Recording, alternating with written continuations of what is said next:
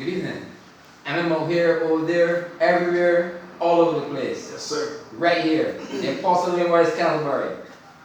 Twice a candidate in the general elections. In fact, the last two. And he's going to be there, God's willing, the very next time. 3 times consecutively. Yes, sir. Sir, how are you doing? Doing great. How about yourself? Playing every ball that comes. Yes, sir. Yes. Have some people to say hi to. Okay. Well, 2 beautiful ladies. Susan from Kenya. Okay. Actually, she has a very, very nice resort, you know, and she basically wants us to do a M.M Out There one of these days by the pool. We're taking that invitation into consideration, right? She's from Kenya. Okay. And also Sakina, who's also from Africa, from Kenya as well. Frequent watchers, both of them, of M.M Out There. Right here in Barbados is Mark Adamson. Yeah, I'm familiar with him. Very outspoken. Very He outspoken. is a watcher, a viewer of M.M Out There. Wow. Good night, Mark. Alright. And Kevin Sanford, who's also a watcher, a viewer. Hi to all of them, giving you a big up. M.M Out There. And we keep getting stronger every time. Yes, sir. Puzzle.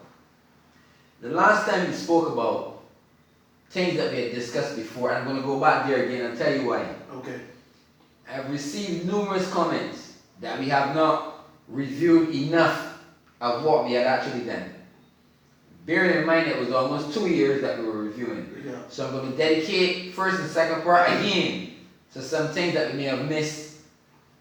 And this is also for the benefit of some of those who are viewers now, who were not viewers then. Because lots of people don't scroll back and check the prior issues, which can also, you can go on YouTube and you just can go back. It's all there. Forever. Permanently. One thing that we spoke about, and because again they were giving comments about what we should talk about, the deterioration of the religious belief in Barbados. And has it contributed to the increase in crime and lawlessness? Your opinion? Well, that is definitely true. And I've said this before, that once your consciousness dips, then you're really doomed for destruction. Now, what is critical in every community, what's critical in every nation, is your issue of, let me not say religion, the issue is spirituality, okay? Christianity is not spirituality. Christianity is the vehicle to spirituality. It's one of them, okay? But it is a vehicle to a level of Christianity that you will not get in the others, okay? And this is one of the things that's happened. We've also always said Barbados is a Christian nation. And we base that on the amount of churches that we have, and not base it on the depth of spirituality that we have. Hence, for instance, I have cases here in Barbados where children who are 2 years old are now being dedicated. Okay? Okay, maybe you say dedicated for the benefit of the audience. What do you mean? What I mean is, when a child is born after 3 months, normally you would bring a child to the church and have that child dedicated to the Lord. In 3 months? It's 3 months, or maybe a little bit more. So now they're coming at 2 years? And 2 years, in many cases, parents are not even interested in the child being dedicated.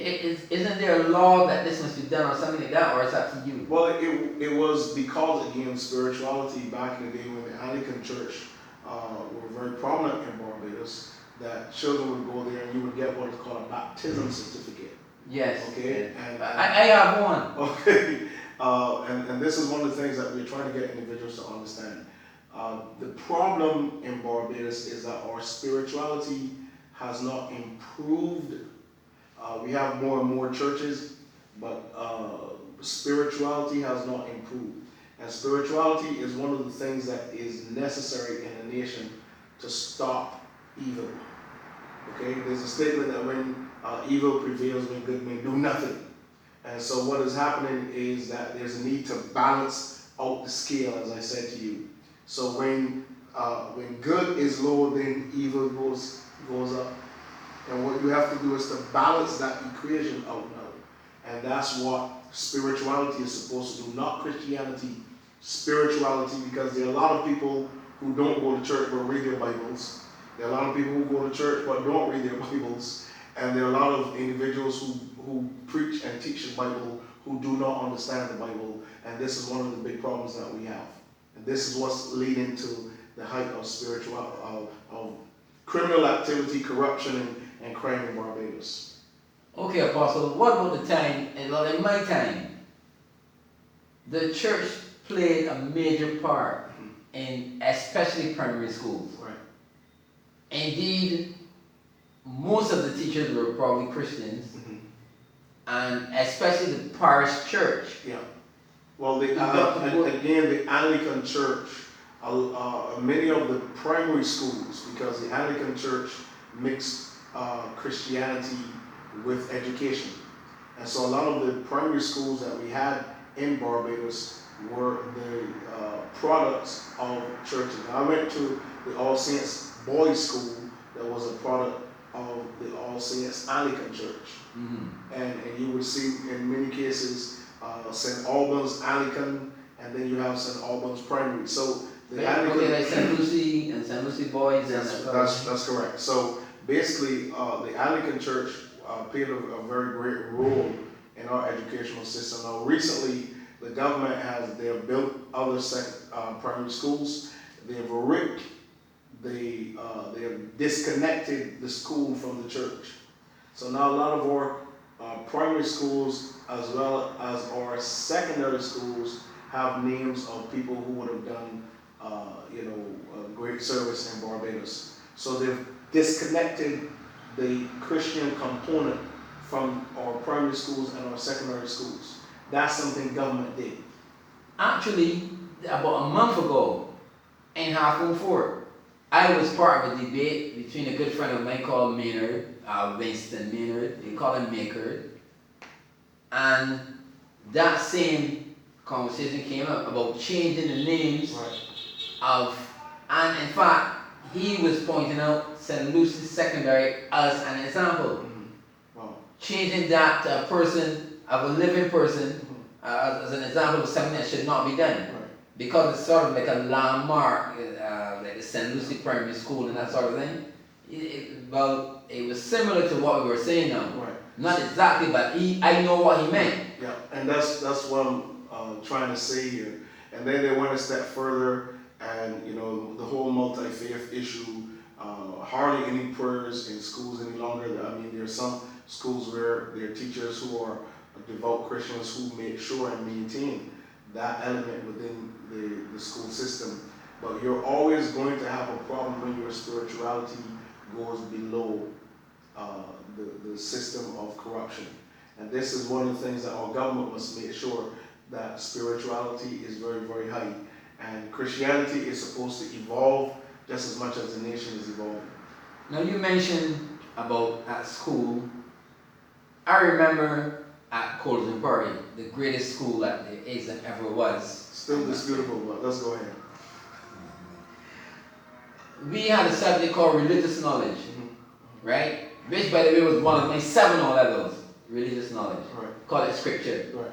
But they concentrated on Matthew, Mark, Luke, John, and Acts for the your GCE O-level. Right.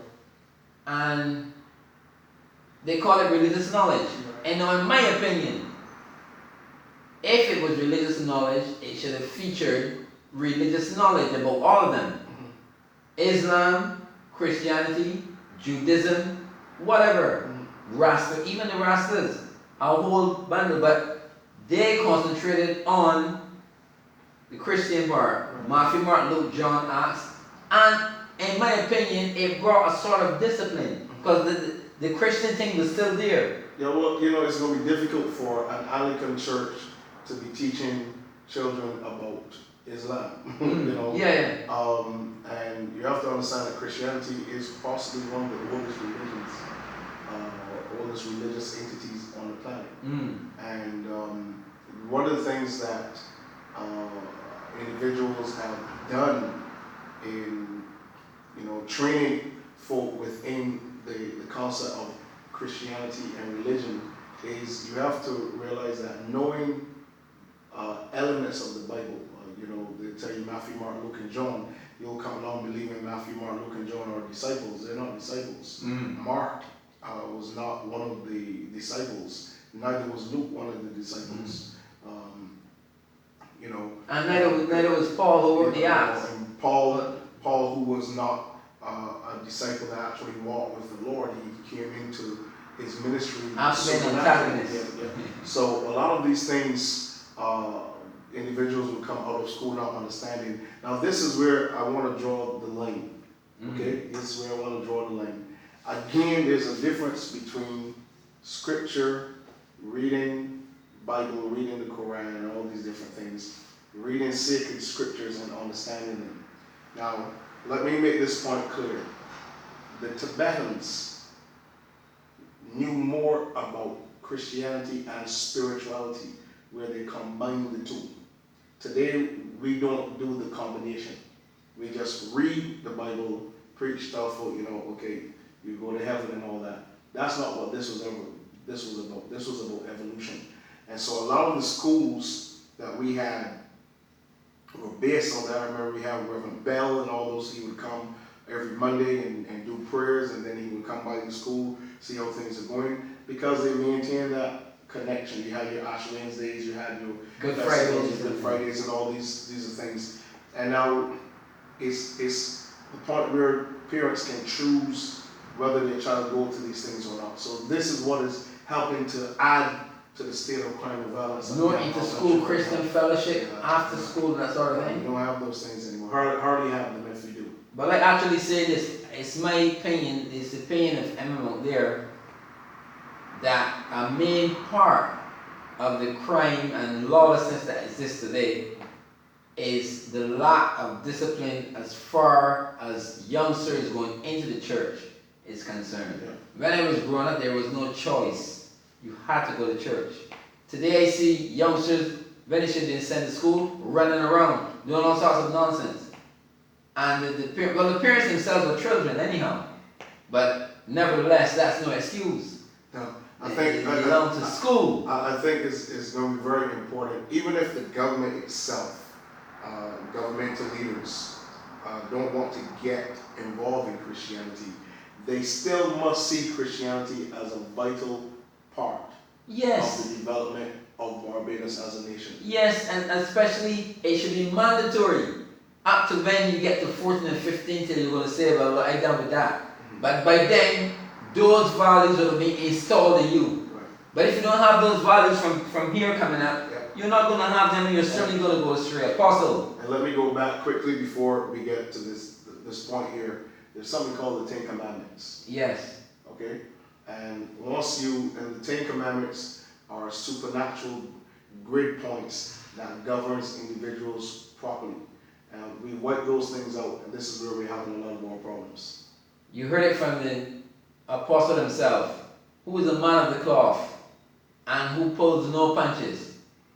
Apostle, Yes, we're sir. coming to the end of part 1 today. A session in which you're reviewing some of the things you've spoken about over the past 2 years. But you know how it is on M.M. I Yes, cannot leave here That's without Thomas saying Jefferson. Thomas Jefferson. Yes, sir. And this, as I said, is especially for the government, Prime Minister, ministers, even the 3 idiots who are ministers. When the people fear the government, there is tyranny. Yes, sir. But when the government fears the people, there's liberty or freedom. And with that, that's the end of part 1 for this week. Apostle, let's make our exit. Yes, sir.